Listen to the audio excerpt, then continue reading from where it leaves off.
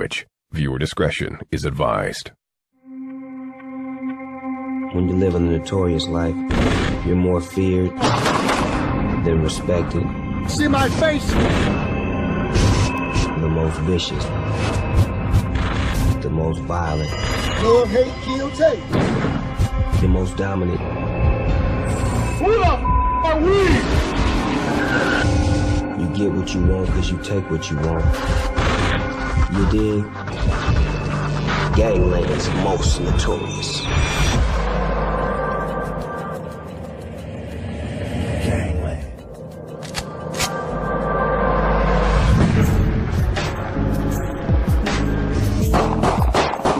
There are about 1 million gangsters stalking America's streets. They can be found in every state and every city. If the police come right here, we beating their ass. Through unprecedented access to this lawless world.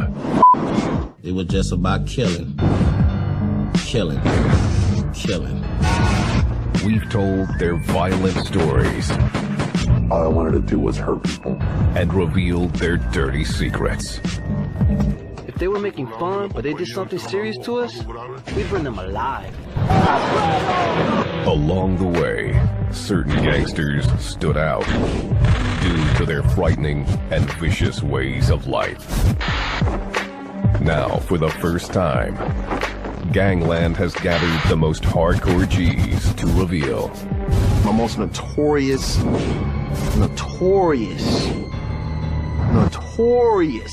We live that.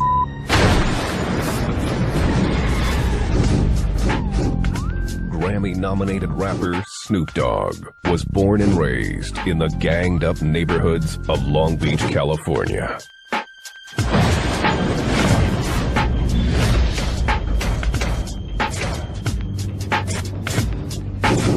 There were a lot of notorious guys around me. You know, killers, riders, jackers, you name it. Growing up sort of fatherless, like a lot of the kids from the East Side, these notorious figures became our father figures. Snoop Dogg was once a member of the Rolling 20s Crips before becoming a rap star. While he has left the streets, his music is still inspired by his old hood. It's all life. If you take my head away, whatever I'm rapping about gonna still come out, because it's in my heart. It's not in here. It's in my heart. They always say you can take the homeboy out the hood, but you can't take the hood out the homeboy.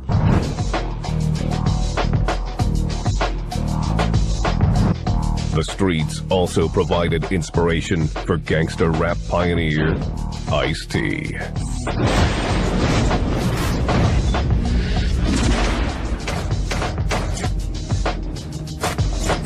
I've been fortunate to see a lot of the sides of LA. See, I not only saw the gangbanging side, I saw the drug dealing side. Ask your mama what this is. I saw the hustling side, the pimping side, the boosting side. So I walk lightly.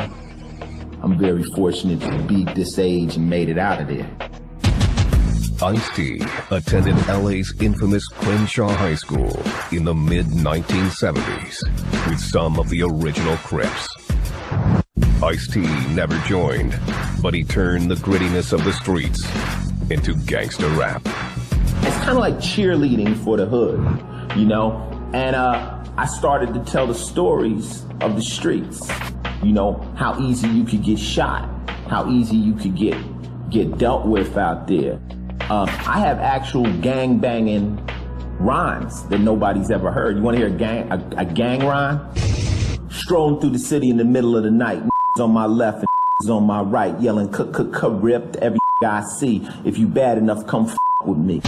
Camera's looking for what the camera's looking for. Snoop Dogg and Ice-T rhyme about notorious G's from two categories: gangsters that take orders and gangsters that give them. The ones that give the orders are known as shot callers.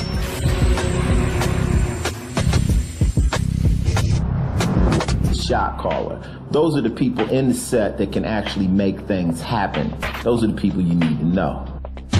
Once you become the shot caller, the whole world knows. Shot callers lead by violent example. Anytime there was a fight, if it was an enemy, you know, I'm trying to stab him with a screwdriver. I'm trying to stab him with a knife, whatever, you know, a pitchfork, whatever, I don't care. But only one can be considered the most notorious. I didn't have a heart, no compassion for anybody. In my own way, I felt I was the Black Scarface. Most notorious shot caller. Paps. Wasn't nobody that didn't live in that particular area was gonna come over there with anything. You know, plain and simple. We were getting shot and we were shooting. That seed had bursted, so, you know, we were doing that Wild Wild West thing. Ramont Williams, a.k.a. Paps, learned to gangbang on the streets of L.A. before moving to Las Vegas. I distinctly remember Vegas didn't have the reputation that it had then. I don't even believe that any gangs existed in Vegas at that time. Paps quickly changed all that. He set up Sin City's first West Coast gang and began calling the shots. We were doing all kinds of shit. I'm talking about, you know, burglaries, home invasions, robberies. If it made money, we were involved in it.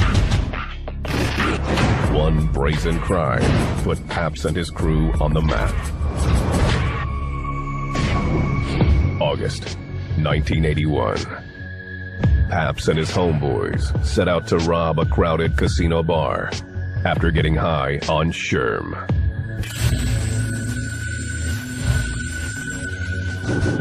He ended up in a shootout with the cops. The police shot as I went back in the door, and the glass shattered.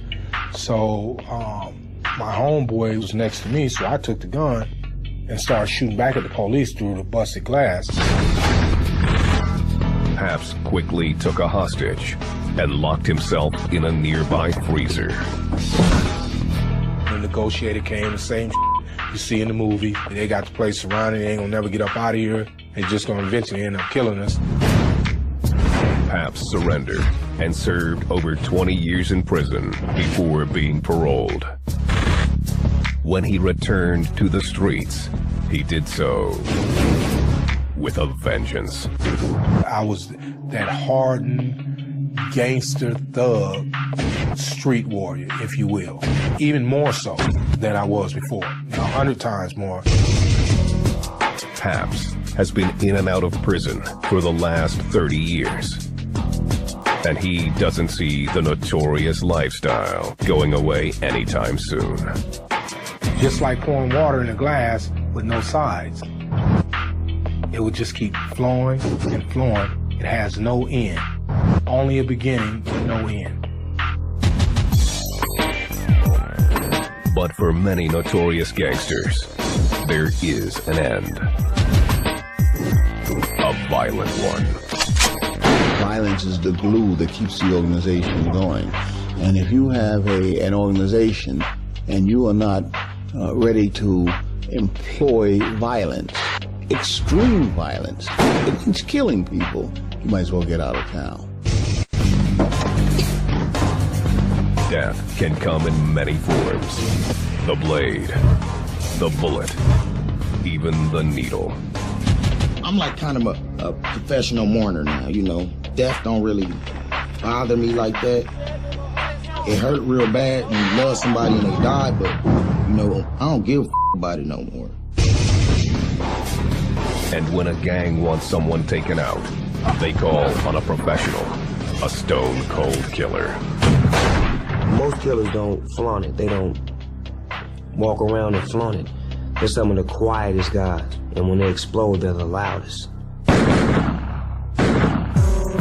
Hitmen and assassins. Every gang's got one on the payroll. You're dealing with people that are no longer capable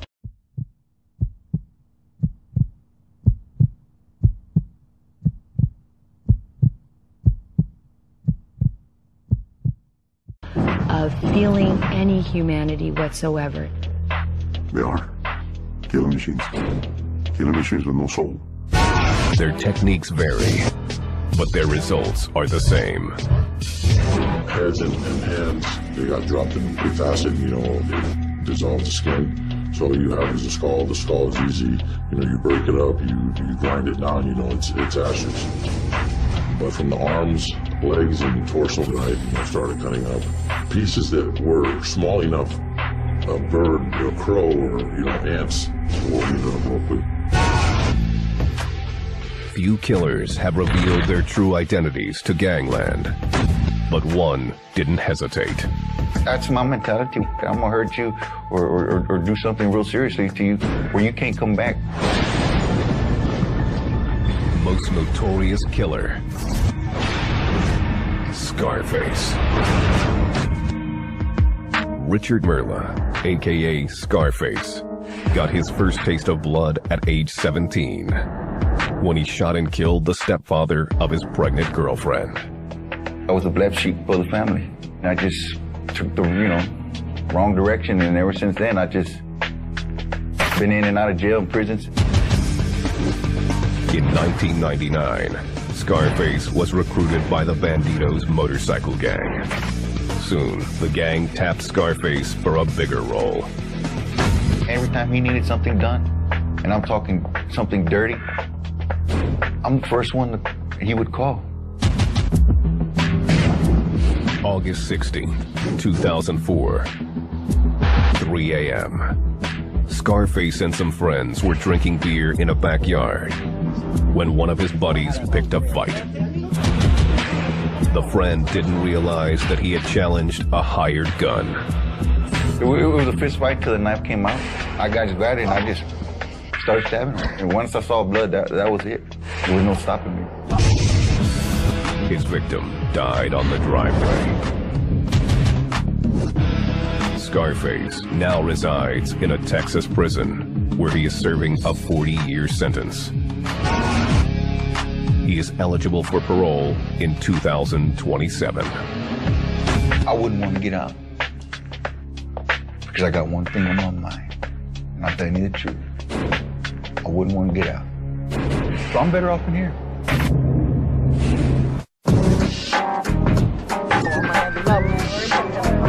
The gangster life. I'm from the streets and this is what's up, look. Bullet wound right there. Still fresh and kind of looking ugly. Thousands aspire to live this violent, vicious lifestyle. The hood is where true gangsters are made. The hood is the jungle. So the most vicious, the most violent animals gonna survive. This the biggest hole you ever seen. The street has its own laws, its own government, and even its own military. Gangs. There's a lot of politics that go on in there, and gangs are a big part of it. You better respect them. They're like the army.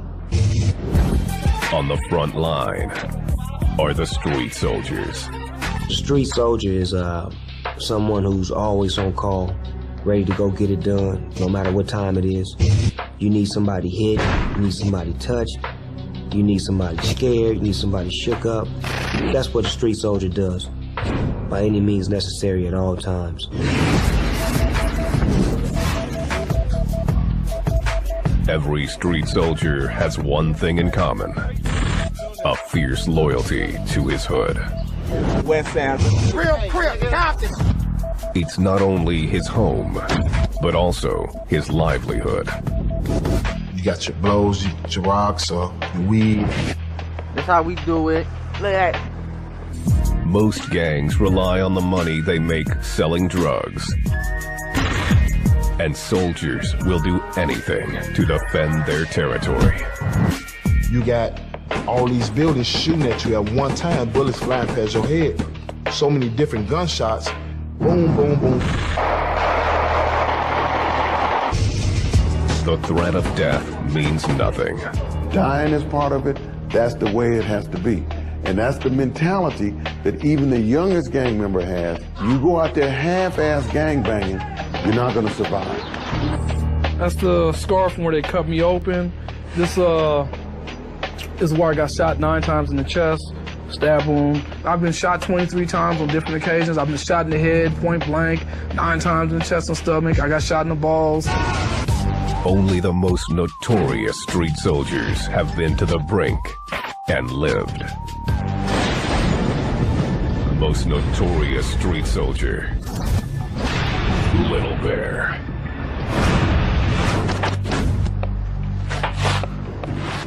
My stomach right here and my intestines, they're all plastic. This is like plastic right here. I can't really feel this area right here. Few have paid more of a price than La Gran Familia's Hugo Rocha, aka Little Bear. Despite his injuries, including damage to his hearing and speech, Little Bear feels lucky to be alive. To tell the truth, when I started gangbanging, I told my dad I wasn't gonna live to be 18. Growing up in Atlanta, Little Bear was introduced to the gang by his friends. We'd be tagging, smoking, drinking, skipping school. I mean, we'd be breaking into houses, stealing cars. In 2003, Little Bear was outside his girlfriend's apartment when a rival gang member rolled up and pulled a gun. He shot me. He shot me in my leg. When I first started running, that's what made me fall. I got back up. He shot me 7, 8 more times in my stomach. Little Bear was rushed to the hospital and slipped into a coma. He woke up 3 months later. I couldn't talk, eat, move. I couldn't do anything, and I didn't even know who I was. Little Bear now uses his gruesome scars to show the consequences of being a street soldier. I'm actually glad the guy shot me, because if he wouldn't have shot me, I really wouldn't know where I'd be now. I'd probably be dead, or I'd probably in prison. There's no shortage of recruits.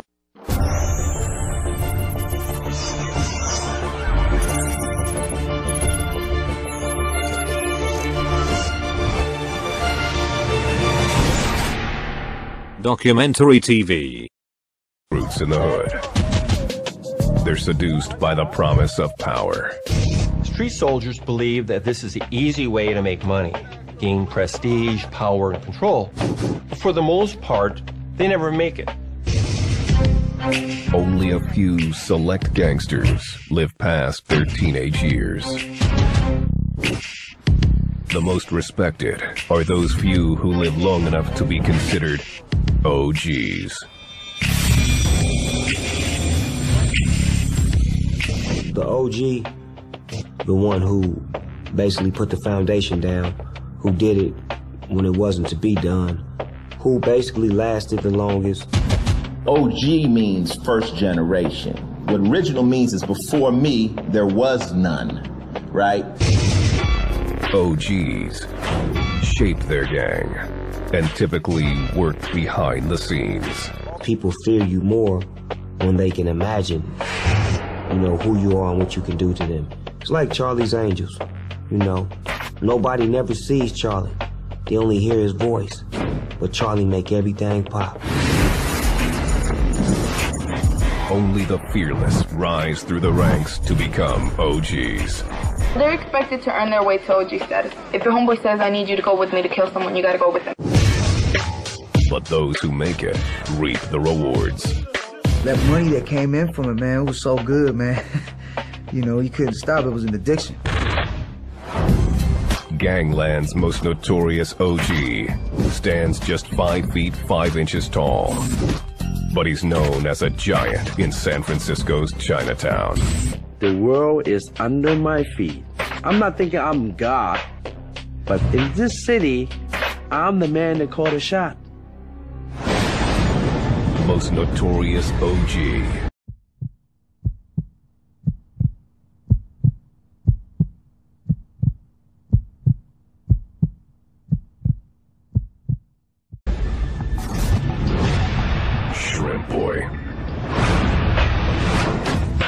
I run this city.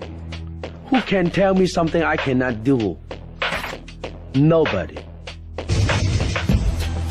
Raymond Chow, aka Shrimp Boy, started his ascent at an early age. By the time he was a teenager, Shrimp Boy was a trained martial artist. He was also a vicious street soldier with San Francisco's Hop Sing Boys. I just want to be the best gangster, be the best fighter. You, in your mind, you set it to, you want to kick my ass. In my mind, I'm killing your ass. Shrimp Boy became the gang's leader, selling drugs and making serious cash in Chinatown's illegal gambling halls. We involved with directly organized crime. We're dealing with drugs. We're dealing with money, gambling. Raymond was the hands-on guy. He was the one that personally involved in a lot of criminal activities, and he was the violent one. The money and power were irresistible. One dinner we spent $30,000. Anything you dream of it. We go to bed with 7 girls. Ain't that fun? I mean, can you handle 7 girls at one time? No. Shrimp Boy's high-flying life came to a halt when he was imprisoned on 6 counts of trafficking firearms. Now, Shrimp Boy says he's trying to go legit. I just want to be the normal people. Just be accepted by my community. Not to be alone like inside the prison. Is he just doing a good job of pulling the wool over everybody's eyes? Maybe he is. We'll find out if he ever gets busted again, I suppose.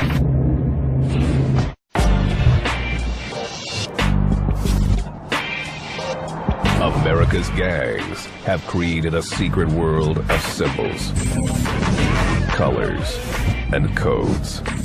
Misinterpret any of them, and it could lead to death. Hand signs, slang. Gangsters have many ways to scare off rivals. Don't be scared. Even the walls in the hood have a voice.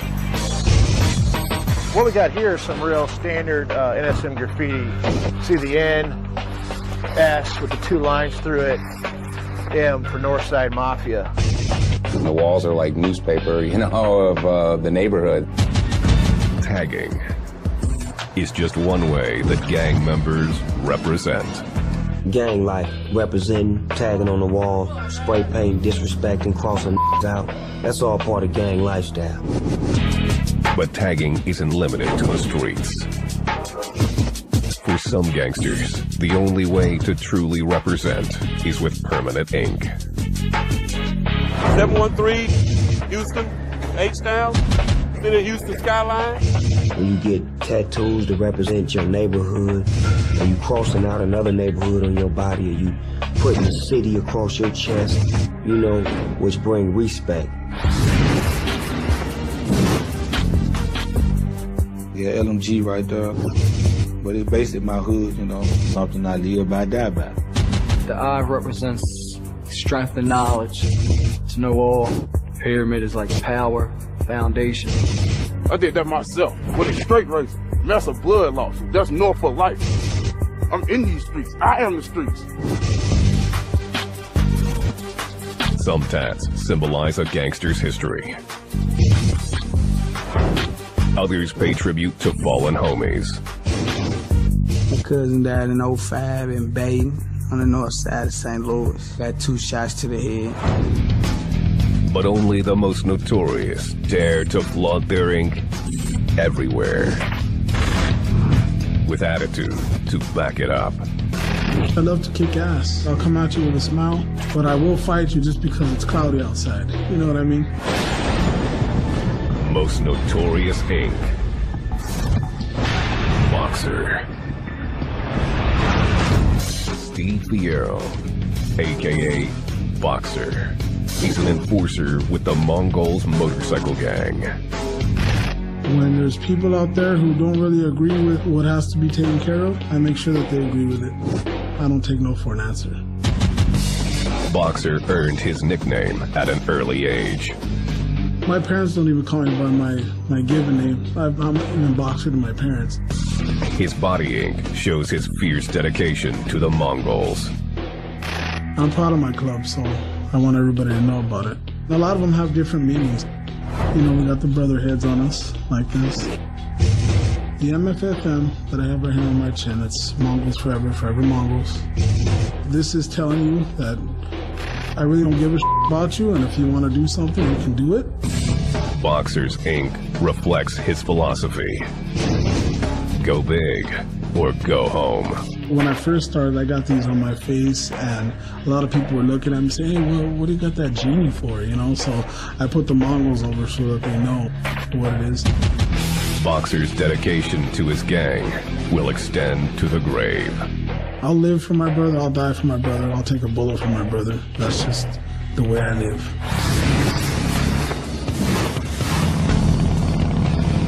This undying loyalty is typical for all members of OMGs.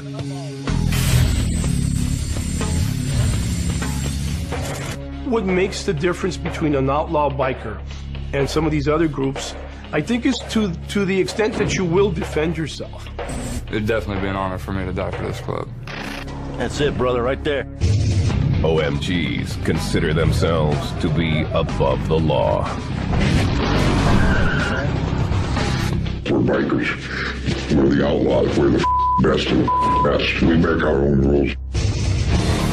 They show their force in numbers.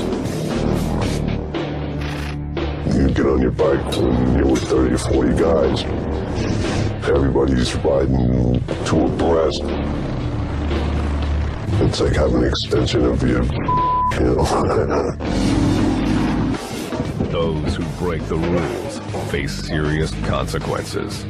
It ain't no little girls club, man. This is the man's club. You want to man up, you're gonna up. You're gonna take the man punishment. You don't want to take that? Take your little squat ass out the door. And those who dare leave the gang forfeit everything, even their ink. In their eyes, they own it. They'll cut it out or burn it out or grind it out of you. They'll take it back with a belt sander, or they'll take it back with a clothes iron. They'll put a hot clothes iron right on that tattoo and lift it right off your body. Only the most dedicated need join. Absolutely, positively. Most notorious biker, Jimmy D. Jimmy D. Gregorio, a.k.a. Jimmy D., spent more than 10 years riding with the Pagans on the mean streets of Philly. One for all for one. Let's die together, let's fight together, let's together. For Jimmy D., the Pagans were the doorway to a life of debauchery. If there wasn't group sex, I never would have joined the Pagans. It was one big orgy. Everybody get naked and jump in a pile. Life in the fast lane required a boost. For the Pagans, that came in the form of methamphetamine. Meth is the key drug of most motorcycle gangs, most bikers. It keeps you up, makes you party longer, makes you ride longer. Jimmy D cooked pure meth for the gang. They then developed ingenious ways to increase profits, cutting the meth with different substances, including baby laxative. Mannitol. And the best part is, people used to do a line snort, a line of meth, and have to go to the bathroom. And when they went to the bathroom, they would come out and go, man, that's good stuff, I had to go to the bathroom. Little did they know, it was because they were doing baby laxative. Jimmy D was making so much money that he caught the eye of the Italian mafia. Nicky Scarfo was the boss of the Philadelphia mob. At some point, he decided that we were going to pay a street tax to the mob to be allowed to deal drugs in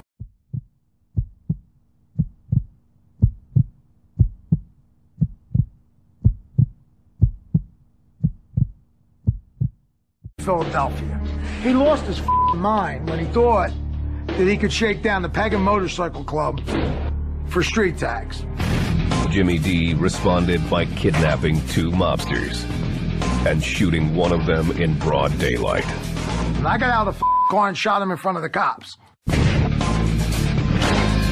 Jimmy D's stint in jail was short-lived. The time meant nothing to him. When the Pagans go to take care of business, they go to take care of business. Repercussions don't matter. Results don't matter. It's brotherhood.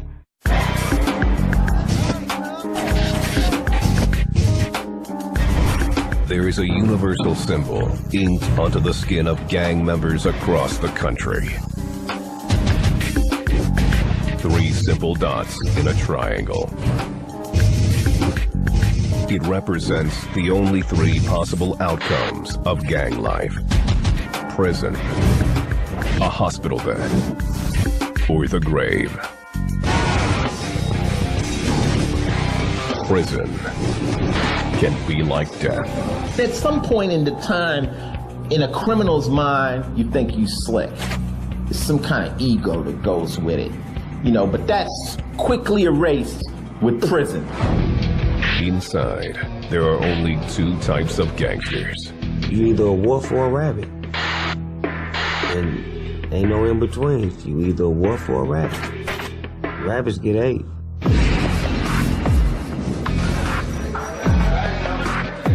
Prison life is strictly divided along racial lines. Well, in prison, the gang system is completely different than the streets. Meaning that if I got a problem with you on the streets, and I'm trying to kill you and you trying to kill me, the minute we get behind bars, that is over with. We have to become black. And it's a race thing now. These guys like to segregate themselves on this yard by race. Off to my left, you can see the inmates over here. This is our white area. Over here you'll have your skinheads. And then off to the right you'll have your Southern Mexicans from Southern California. The Serranos is what we call them. Gangsters new to the pen need protection. And there's only one way to get it. Prison gangs are the top of the food chain. You know, in the predator world, the criminal world, prison gangs make the rules. It's a wake-up call for even the hardest individuals. I had hit the big house, but I seen some things in there and did some things in there that I didn't know I was capable of doing. I thought the wars on the street were surmountable, but the wars that were going on in prison were just as violent. Gaining membership into these gangs isn't easy. We consider ourselves to be professional criminals. We didn't take or accept rapists or child molesters or snitches or nothing like that. You had to be vicious. If you took a guy out and just butchered his ass in front of everybody, other people seen that and they didn't want it happening to them.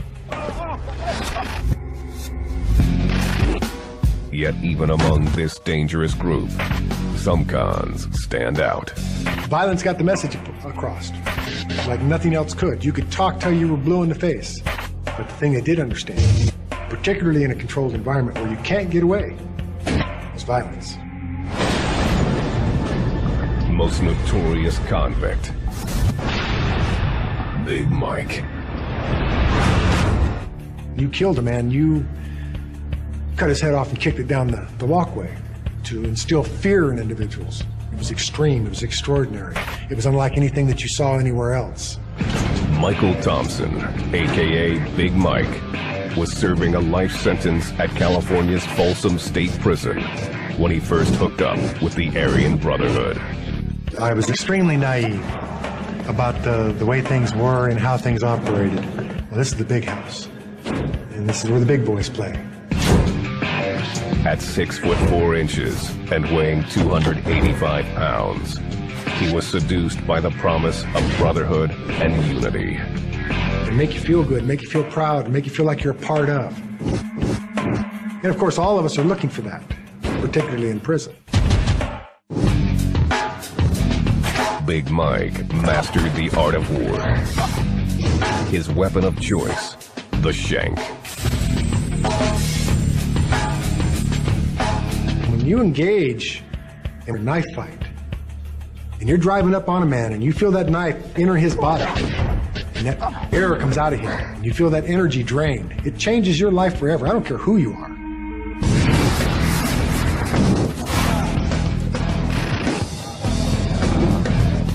When inmates are released, they take the racial hatred they learned inside back to the streets. You're gonna have hate anywhere you go. Just because there's mansions down each side of the street doesn't mean you're not gonna find hate. Hate's all over the place. And nowhere is this hate more prevalent than with white supremacist gangs. White power! The white power movement comes in many forms. From white robes to shaved heads and combat boots. I have skinhead across my knuckles. I have Sieg Heil across my back. Different German slangs, different Third Reich symbols. Most people will not even look at me twice without pretty much pissing their pants. White supremacists believe non-Aryans are less than human. Blacks wouldn't be a problem if they didn't rape our women, sell dope to our kids, impose their culture of theft, gangs, violence. This right here is the Jew flag. Usually when we have big events, people will wipe their feet on it, spit on it, whatever they feel like doing to it. Everybody from that cage, all the skinheads, we all hate Jews, so. But every movement needs a leader. I don't threaten their lives, but I don't care. If they fell down a flight of stairs and broke their neck, it wouldn't bother me. Most notorious white supremacist, Tom Metzger. I was fighting for every white working man in the country that cared about being white. 72-year-old Tom Metzger is the president of White Aryan Resistance, or WAR. He has been recruiting young white men for more than 20 years. White power. I'm Johnny Appleseed. I've been planting seeds for decades. Those seeds are growing up, and they're going to grow up a lot more. Metzger is convinced the country is headed for a race war and is preparing his troops for battle. You're probably going to see revolution and civil war in your lifetime. Definitely. This country's going to go down the tube like mad. Metzger says he does not condone violence, but has no sympathy for his movement's victims. Well, violence works. Violence applied properly is effective. I don't encourage it, but I don't care.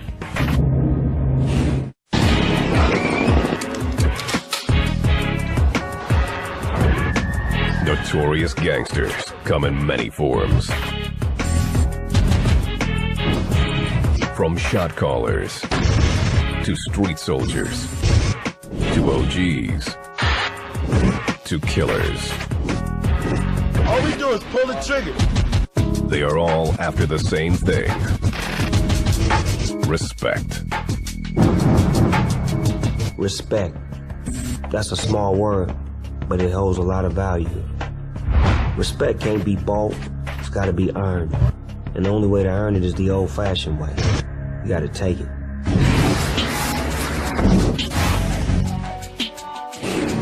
But of the hundreds we've met on gangland, only one has enough respect to be considered the most notorious gangster. They call it the Grim Reaper. Looking for a life to snatch. Most notorious gangster. Boone. Nate Kraft, aka Boone, was a high-paid hitman for the Best Friends gang, which ruled Detroit, Michigan. Boone asked to have his identity concealed. People hear about it and they like, you see the guy that called Boone? Big, black, bald head. Most of the time you got a hood or glasses on.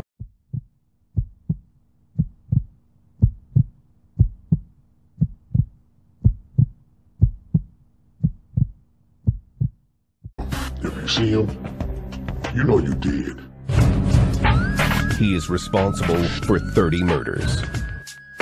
His scars tell his story. I was set on fire, also received a shotgun blast. All this was from people that didn't like me. Boone was in his late 20s when he was recruited by the notorious Best Friends. What they were doing, it was a murder game. You only get one shot at that. There's no second chances, there's no third chances, you get one shot. Boone started doing hits for the gang, making as much as $50,000 per killing. Once you got a little taste of money, you wanted more money. You never could get enough. If you see a guy 19, or you see a guy 20 years old in a blazer with custom Louis Vuitton tops with gold rims and the car is just banging a sound system that's louder than Joe Louis Arena, you know what's going down. Boone didn't just do it for the money. He took pleasure in making his victims sweat. Most guys, I will make them suffer. They know I'm coming for them, so I'll let them know I'm coming for you.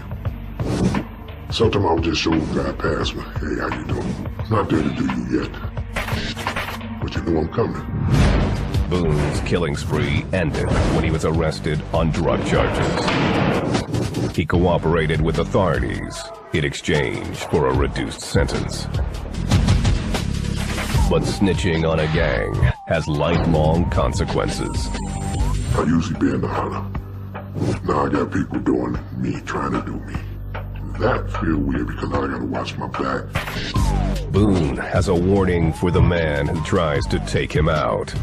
They could count on one thing. You better make sure the first bullet counts. Other than that, ain't nothing gonna stop me till I get my hands wrapped around your throat and snatch it. Hopefully I'll be able to take them to hell with me. I'm not going by myself.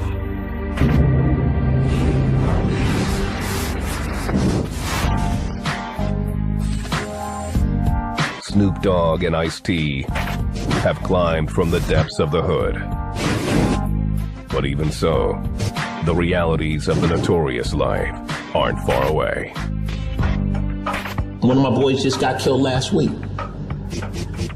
You know, so you get these calls, man. It's like, what's really going on, man? What's really going on? It's not a game, and it's not music, and it's not entertainment. It's real. Bullets pop. And they don't have no names, and they coming. Their advice for those who aspire to be the most notorious: take heed and choose wisely. In the minds of those soldiers, they feel this is a real war. You dig? And how do you stop a war? I wish I knew. I wish I knew. Yeah, I did join the gang, and I went through it the hard way. And I had to learn and understand that it started off as family, and then it ended up as, you know, money, and then it ended up as, you know, greed. And all of those things make for one thing: death. Period. What kind of candles do you want on your cake? What you want them to read on your obituary?